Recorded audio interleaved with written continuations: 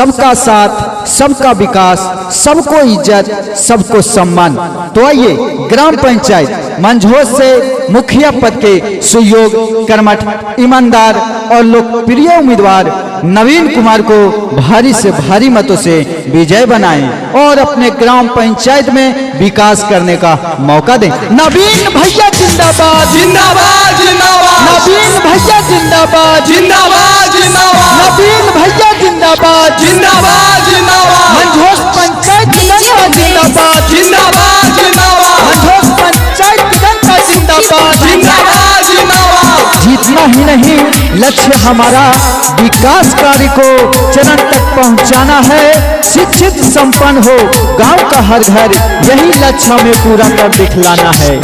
हाथ जोड़ी करिले निहोरा, हाथ जोड़ी करिले निहोरा, सुना चाचा चाची भैया, हाथ जोड़ी करिले निहोरा, सुना चाचा चाची भैया, अपना नवीन भैया पर, अपना नवीन भैया पर हो जाइया बकी सहाइया, बोटावा के दे दही दानामा, बोटावा के दे दही दानामा, पड़तानी हम पैया, हाथ जोड़ी करिले बिनतिया, सुना चाचा चाची भैया।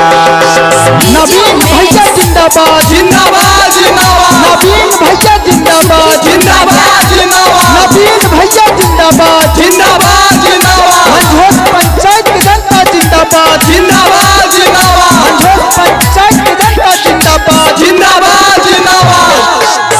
हर घड़ी नवीन भैया सेवक बना के कैले राउर सेवकाई, ए चाची जी कैले राउर सेवकाई। मंझोल पंचायतवा में हर जनता के मिट जाई दुख लाचारी, ए चाची हो मिट जाई दुख लाचारी।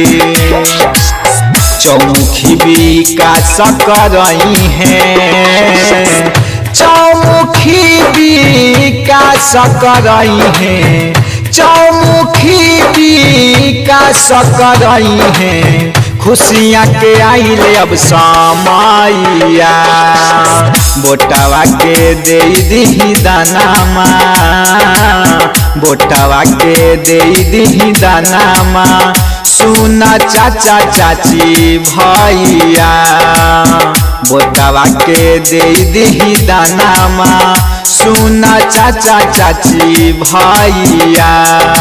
नवीन भैया जिंदाबाद जिंदाबाद जिंदाबाद, नवीन भैया जिंदाबाद जिंदाबाद जिंदाबाद, नवीन भैया जिंदाबाद जिंदाबाद जिंदाबाद, मंझोल पंचायत की जनता जिंदाबाद जिंदाबाद जिंदाबाद, मंझोल पंचायत की जनता जिंदाबाद जिंदाबाद जिंदाबाद। Recording studio Khidarsarai.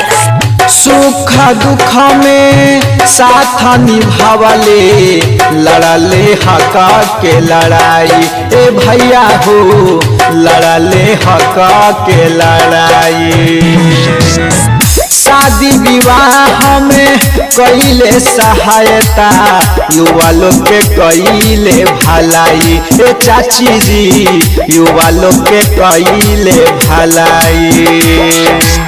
नवीन जी के पगड़ी बचाइली, नवीन जी के पगड़ी बचाइली, नवीन जी के पगड़ी बचाइली, पार लगा दिए सोनाइया, बोटावा के दे दही दानामा, बोटावा के दे दही दानामा, पड़तानी हम पैया, अबरी इनके ये चाची मुखिया बनाई। VIP recording studio Khidarsarai.